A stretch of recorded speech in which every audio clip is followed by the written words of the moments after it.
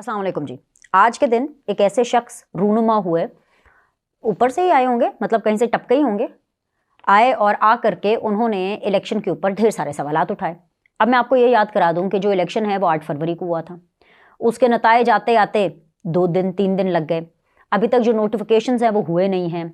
जो लिखत परत जो भी होती है, बाकायदा जो ठोस किस्म की होती है, वो भी अभी तक हुए नहीं हैं। लेकिन आज तकरीबन 9 दिन के बाद एक शख्सियत का ज़मीर जागा और उन्होंने आकर के ये कहना शुरू कर दिया कि भाई ये सच बताना बहुत ज़्यादा ज़रूरी है कौम को, क्योंकि अगर एक सच कौम को ना बताया गया तो वो खुदकुशी कर लेंगे।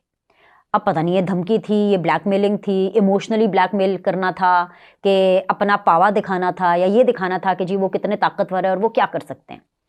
और मज़े की बात यह है कि उन शख्स के मीडिया पर आते ही तमाम टीवी चैनल्स, तमाम खबरें, यहाँ तक कि मैं मजबूर हो गई कि ये पूरी वीडियो मैं उसके ऊपर करूँ कि आखिर भाई वो हज़रत कौन है, वो कौन है, वो महाशय। अपने आप को जो है वो कमिश्नर रावलपिंडी बताते हैं। नाम है उनका लियाकत चट्ठा। ये लियाकत अली चट्ठा कौन है हमें ये ज़रूर जानना है, लेकिन उससे पहले जो उनके मोटे मोटे इल्ज़ामात है ना, वो मैं आपको बता देती हूँ। जो लियाकत चट्ठा साहब हैं वो कमिश्नर रावलपिंडी हैं और उनका ये कहना है कि तमाम हलकों में रावलपिंडी में उन्होंने धांधली कराई। कैसे धांधली कराई ये उन्होंने नहीं बताया, लेकिन ये उन्होंने कहा कि जी 70 हज़ार जो है वोट उन्होंने लीडें लगवाई हैं, 50 हज़ार वोटों की लीडें लगवाई हैं, और साथ ही साथ खुद उन्होंने ठप्पे लगवाए हैं। कमिश्नर रावलपिंडी, ये मैं आपको इसलिए बता रही हूँ क्योंकि आपको इलेक्शन प्रोसेस का दोबारा रिमाइंड करा दूं कि इलेक्शन प्रोसेस क्या होता है। इलेक्शन प्रोसेस ये होता है कि उसके अंदर एक कमिश्नर का कोई लेना देना नहीं होता। इलेक्शन के अंदर जो डायरेक्टली लोग इन्वॉल्व होते हैं, इस लेवल की जो इन्वॉल्वमेंट दिखाते हैं कि जी वो इलेक्शन नताइज पर असरअंदाज हो सकते हैं, या वो धांधली कर सकते हैं, या वो करवा सकते हैं, या कुछ हो सकता है, वो कौन से लोग होते हैं? वो या तो आरओ होगा, या प्रिजाइडिंग ऑफिसर होगा, या डीआरओ होगा। ठीक है, उसमें जो कमिश्नर है ना, उसका कोई लेना देना नहीं होता। और अगर कमिश्नर वाकई बहुत डाढ़ा हो और अगर वो कहे कि नहीं जी मैंने इलेक्शंस को मैनिपुलेट करना है फॉर एग्जांपल, तो जो सारी इंफॉर्मेशंस आती हैं ना वो डीआरओ के पास भी नहीं, वो आरओ के पास आती है। ठीक है, और जो आरओ है ना, रिटर्निंग ऑफिसर, वो माई बाप होता है उस दिन इलेक्शन पर और इस सारे प्रोसेस के अंदर। अब मसला ये है कि जो कमिश्नर साहब आकर के इल्ज़ाम लगा रहे हैं ना, बड़े बड़े मुंह खोल खोल के जो बड़ी बड़ी बातें कर रहे हैं, जिनके अपने घर कांच के होते हैं ना, वो दूसरों के घरों पे पत्थर नहीं मारा करते। ये शायद चीज़ जो कमिश्नर साहब है ना उनको पता नहीं थी। अब ये जो अहमद अली चट्ठा साहब हैं, उन्होंने इल्ज़ाम लगाया है पूरे इलेक्शन कमीशन पर। उन्होंने इल्ज़ाम लगाया है चीफ जस्टिस ऑफ पाकिस्तान पर। चीफ जस्टिस ऑफ पाकिस्तान कौन है? काजी फाइज ईसा साहब है। तो अब ये काजी का खड़ाक देखेंगे, ये मैं आपको पहले ही बता रही हूँ। अब जो इन्होंने बीज बोया है, या अब उसका रिजल्ट देखेंगे। ये जो इन्होंने झूठ रचा है, ये उसका भी रिजल्ट देखेंगे। मैं आपको बताती हूँ क्यों है झूठ। ये इसलिए झूठ है, ये सब समझने के लिए आपको लियाकत अली चट्ठा कौन है ये जानना जरूरी है। लियाकत अली चट्ठा साहब अभी तो कमिश्नर रावलपिंडी है, लेकिन इससे पहले भी ये बहुत से हाई प्रोफाइल ओहदे इंजॉय कर चुके हैं, डिप्टी कमिश्नर्स रह चुके हैं बहुत सी जगहों पर। इनके बारे में जो वजह शोहरत है, क्योंकि ज़ाहिर बात है जब ये आना शुरू हुए तो पता चला भाई कौन है, शाहरुख सलमान तो है नहीं, ये कौन से अन्ना इमरान खान आ गया कि जिदे बारे पूरी दुनिया को पता होएगा। केरा कोई नवाज शरीफ है कि अद्धी दुनिया को भी ये बारे पता होएगा? नहीं पता। एक आदमी आया और आकर के इलेक्शन के ऊपर सवाल उठाना शुरू हो गया, आकर के चीफ जस्टिस के ऊपर सवाल उठाना शुरू हो गया, इलेक्शन कमीशन के ऊपर आकर के सवाल उठाना शुरू हो गया, और थ्रेट कर रहा है कि जी मैं खुदकुशी कर लूंगा।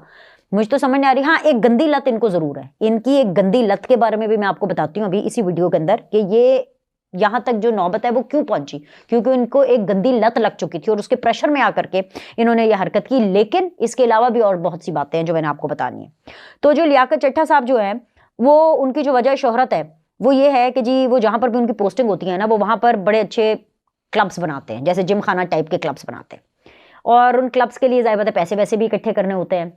और जब वो पैसे वैसे इकट्ठे करते हैं तो फिर जब इतना पैसा होता है, रकमा लंबियाँ, तो फिर उनमें हैंकी पैंकी भी होगी। तो उनकी इस हवाले से एक इंक्वायरी भी जारी है। ठीक है, एक तो ये चीज़।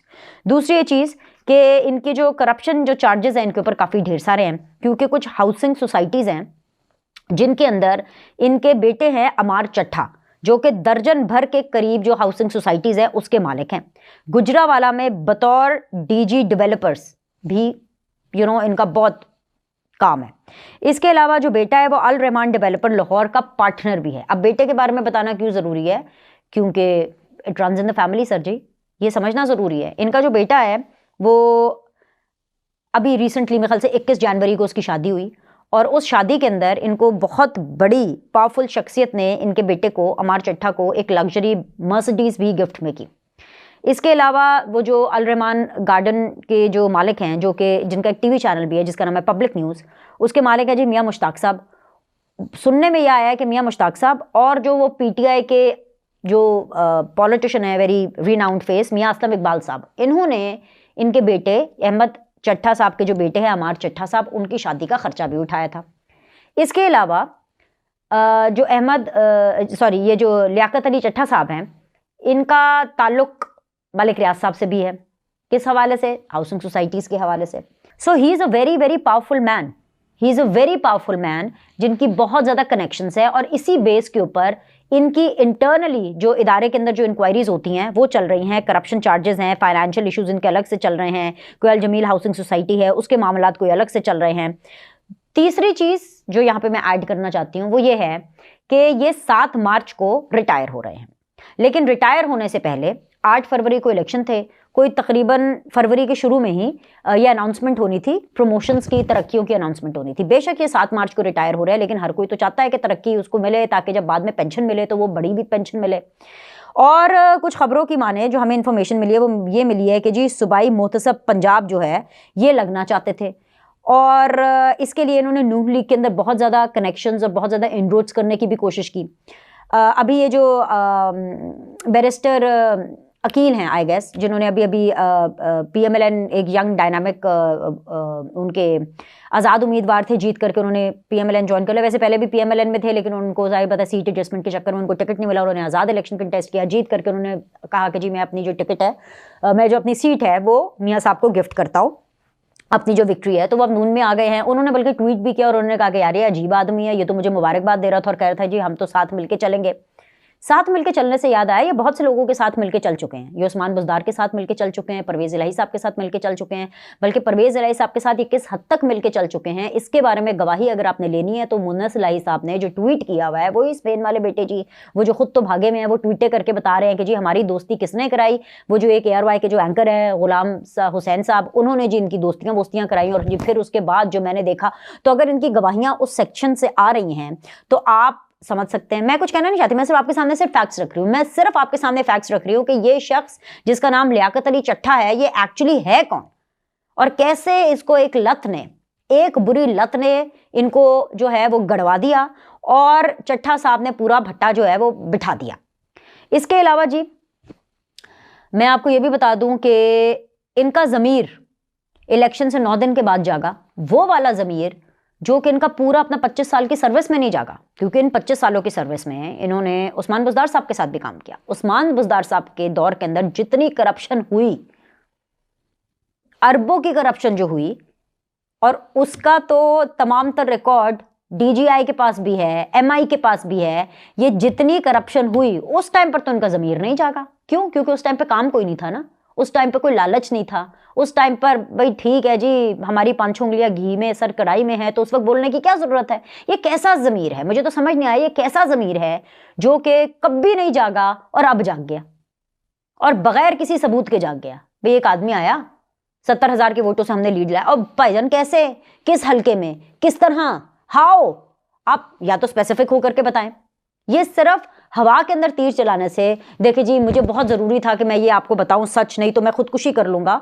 तो भाई खुदकुशी तो क्या, मुझे तो ऐसा लगता है कि अगर ये शख्स झूठा है और इसकी इंक्वायरी होनी चाहिए, और अगर पता चलता है कि भाई ये इसने एक पब्लिसिटी स्टंट किया, अपने मकासद के लिए स्टंट किया, क्योंकि इन साहब को प्रमोशन नहीं मिल रही थी। अच्छा सच, प्रमोशन वाली तो बात रह ही गई। तो अगर इनका ये पीछे मोटिव निकलता है तो भाई इसको तो फिर बीच रास्ते, बीच लोगों के बीच में इसको सजा होनी चाहिए, इसको लटका देना चाहिए। ये क्या खुदकुशी करेंगे, कौम को इसको सजा देनी चाहिए।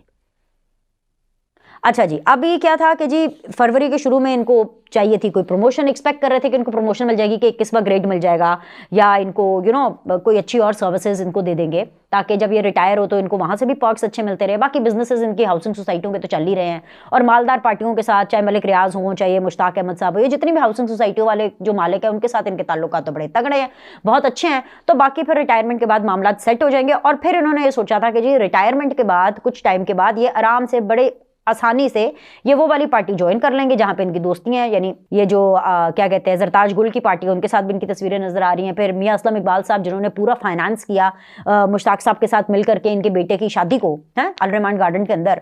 तो बाकी मिल मिला के टाइम अच्छा गुजर जाएगा, सब ठीक जा रहा था, सब बहुत अच्छा जा रहा था। लेकिन वो जो प्रमोशन वाली बात थी ना, वो रुक गई। वो इसलिए रुक गई क्योंकि भाई जब इलेक्शन आ गए ना तो पूरी मशीनरी तो आपकी इलेक्शन में इन्वॉल्व हो जाती है। अब 7 मार्च को उन्होंने रिटायर होना है, प्लस इनके ऊपर इंक्वायरीज बहुत ज्यादा चल रही हैं, और इंक्वायरीज को जो है वो इस वजह से हल्की स्पीड पर, हल्की आंच पे रखा हुआ है कि भाई ये साहब बहादुर जरा रिटायर होके जाए तो हम इनका कच्चा चिट्ठा खोलें प्रॉपर तरीके से, नहीं तो ये तो मलिक रियाज से असर और रसूख दिलवा देंगे, नहीं तो ये जो है वो मुश्ताक साहब से असर और रसूख दिलवा देंगे, ये उन पावरफुल हल्कों से असर और रसूख दिलवा देंगे जिनके बारे में ये उनके साथ ताबुन कर करके चल रहे हैं। और मुझे लगता है कि अब ये बातें बिल्कुल ठीक हैं। ये सारी बातें वो हैं, देखिए जी मैं घर से तो नहीं जानती थी, जब ये पता चला कि जी ये लियाकत चट्ठा साहब है, मैंने कहा लियाकत अली चट्ठा को भाई चेक करो कौन है भाई ये आदमी, कौन है ये आदमी जिसके जेब के अंदर ये तमाम लोग हैं। कमाल हो गया कि शादियां भी स्पॉन्सर हो रही हैं, ये कौन से इन्फ्लुएंसर्स हैं, ये कौन से जो है ये नैरेटिव बिल्डर्स हैं। इतना तो कोई मीडिया वालों के साथ नहीं करता जितना कि इन्होंने अपने बेटे के लिए करा लिया। बेटा कौन है किसी को इनकी शक्ल नहीं पता होगी, मैं तो पहली दफा इनकी शक्ल देख रही थी टीवी पर आकर के कि भाई है कौन ये महाशय, कौन है ये साहब बहादुर। अच्छा जी, इसके अलावा इनके बारे में ये कहा गया, हनीफ अब्बासी साहब ने फिर प्रेस कॉन्फ्रेंस की। हनीफ अब्बासी साहब ने कहा कि इनको कोई दिमागी बीमारी है, और मुझसे पूछ रहे थे कि कौन सी दवाई करनी चाहिए। तो मैंने इनसे कहा कि भाई मैं इस बिजनेस में हूँ फार्मास्यूटिकल के, लेकिन मैं डॉक्टर नहीं हूँ, मुझे नहीं पता, आप डॉक्टर को जाके देखें। तो मुझे लगा कि हनीफ अब्बासी साहब भी इसको अंडर एस्टिमेट कर रहे हैं। ये दिमागी मरीज नहीं है, ये दिमाग से बहुत तेज हैं, क्योंकि इन्होंने इल्ज़ाम चीफ जस्टिस ऑफ पाकिस्तान पे लगाया है, इलेक्शन कमीशन पे लगाया है, फौजियों पे तो नहीं लगाया, क्योंकि पता था ना फौज पे इल्ज़ाम लगाएंगे, इस्टेब्लिशमेंट पर इल्ज़ाम लगाएंगे तो लेने के देने पड़ जाएंगे। लेने के देने तो अभी भी पड़ेंगे, क्योंकि इसकी इंक्वायरी होनी चाहिए, लाजमन इसकी इंक्वायरी होनी चाहिए, हर सूरत हाल में इसकी इंक्वायरी होनी चाहिए, जो चाहे मर्जी हो। क्योंकि मसला ये है कि ये कह रहे थे कि भाईजान मैं जो ना वो ओवरसीज़ पाकिस्तानी का जो रिएक्शन था ना, मैं उसके बड़े प्रेशर में आ गया। तुम अपने पाकिस्तानी, भाई सिंपल सी बात है, आप अपने पाकिस्तानियों के प्रेशर में नहीं आए, अपने पाकिस्तानियों के बारे में आपको रत्ती भर परवाह नहीं थी, क्योंकि आप एक तहसीलदार के तौर पर सिस्टम में आते हैं। एक तहसीलदार से लेकर के इतने अरबों मालियत के आप ओनर बन जाते हैं, आपकी और आपके बेटे की अपनी हाउसिंग सोसाइटीज बन जाती हैं। आप उन हाउसिंग सोसाइटीज के अंदर सीक्रेट पार्टनर, जिसको स्लीपिंग पार्टनर्स बोलते हैं, आप वो सीक्रेट पार्टनर्स, आप वो स्लीपिंग पार्टनर्स, साइलेंट पार्टनर्स बन जाते हैं। तो इसके बारे में कोई नहीं पूछेगा कैसे। यहां पर लोग इतने इतने इम्तिहान देते हैं, पीसीएस के, सीएसएस के, इतनी इतनी दफा अटेम्प्ट्स करते हैं कि किसी तरह पास हो जाए, चल जाए। अब मुझे पता चला कि क्यों करते हैं, क्योंकि बाद में आपके इतने लंबे खांचे हो जाते हैं। तो ये बताएं, ये पागल लोगों की निशानी है कि ये तो बहुत शातिर और अक्लमंद लोगों की निशानी है कि रिटायरमेंट से जाने से पहले पहले देख लो क्या होगा, स्टार आप बन जाएंगे, प्लस फिर आपको जो पीटीआई वाले हैं वो बहुत पजीराई देंगे कि जी वाह वेल डन, और 2-3 साल के बाद आप उनकी पार्टी को ज्वाइन कर लेंगे, और बस फिर पैसा तो आपने बना लिया और आपने अपनी अच्छी जगह पे इन्वेस्टमेंट्स कर ली हैं, वहां से आप मजीद पैसा बनाते जाएंगे। सो ये जो मसला है ना, ये बहुत तबाहकुन है, क्योंकि इनकी जो लत है ना सोशल मीडिया की लत है इनको, ये है बहुत ज़्यादा सोशल मीडिया पर। ये जो फॉरेन जो पाकिस्तानी, ओवरसीज़ पाकिस्तानी, अच्छा सच ओवरसीज़ पाकिस्तानी से मुझे याद आया, इनका जो बेटा और बहू हैं वो लंदन में हैं, और हमें ये भी इतलात मिली है कि उनके बहुत अच्छे ताल्लुकात अनिल मुसर्रत के साथ हैं। अब अनिल मुसर्रत साहब कौन है ये तो मुझे आपको बताने की ज़रूरत नहीं है ना। तो ये देख लें, मैंने आपको सारी लिंकिंग बताई है आज के दिन की, आज के दिन की पूरी लिंकिंग बताई है कि ये वो शख्स हैं जिनके ऊपर खुद अपने इतने ज़्यादा सवालिया निशान हैं, जिनको खुद एक बुरी लत है कि इतने बुरे ये इंटरनेट यूज़र हैं। सोशल मीडिया के ऊपर तो चलती ही सारी ये जो है पीटीआई के लोग हैं सारे। तो मुझे तो ये समझ नहीं आ रही कि इनका ज़मीर तब क्यों नहीं जागा जब पीटीआई के लोग बैठे हुए थे, जिनके बारे में इतनी ज़्यादा करप्शन की बातें आ रही हैं, इतनी करप्शन की बातें आ रही हैं। और ये कौन सा ज़मीर है जो मौका महल देख करके जागता है?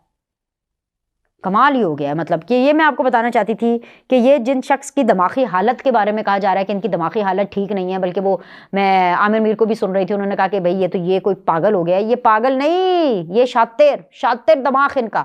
तो इनको यहीं पकड़ लें, इसको जाने नहीं देना, यहीं पे इसको पकड़ लें, यहीं पे इसका जो है ना मक्कू ढक लें, सबसे बेहतर यही होगा। एनीवेज अभी के लिए इतना ही। लाइक करें, सब्सक्राइब करें। इसके अलावा और बहुत सी इन्फॉर्मेशन है और वो मैं आपको दूंगी, लेकिन उसके लिए आप अगली वीडियो देखिएगा।